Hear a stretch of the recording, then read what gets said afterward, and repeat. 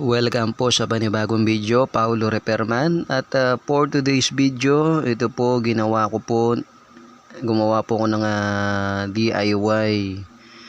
Ito po DIY po na electric pan, mini electric pan. Pwede sa DC at pwede sa AC. Pwede po siya sa power bank. Nilagyan ko po siya ng USB wire.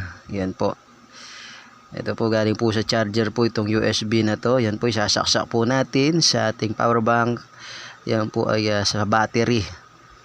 Ayan po, pwede po siya sa battery at pwede po siya sa kuryente. Ito po, dito po muna tayo sa DC. Yan po, maandar po siya, napakalakas. Madali po kasing malobat kaya in-upgrade ko po yung aking mini pan. At i-testing naman po natin yung ating solar light. Yan po, solar light. Pwede po sa battery yan. Yan po, pwede rin sa kuryente. Battery, pwede sa battery, pwede sa kuryente. AC and DC na po siya. Ito po, susubukan po natin. Pwede pong dalawang saksakan po yan. Saksak, pwede pong magsabay, panda rin. Ayan po. Papanda rin po natin sabay. Ito po yung electric pan. Mini electric pan, napakalakas din po niyan. At yung ating solar light, yan po ang kanyang remote. Okay po, napakaliwanag, napakalakas. Yan po, tatagal-tagal na po yan. Abot na po ng magdamag po yung ilaw na yan kapag ginamit po natin yung power bank.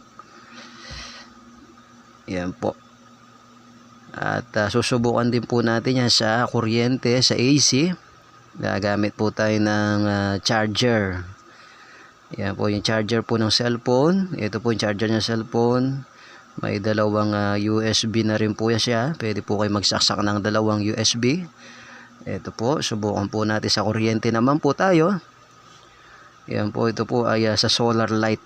Ito po yung ating saksakan, yung outlet na galing sa kuryente. Kuryente na po tayo.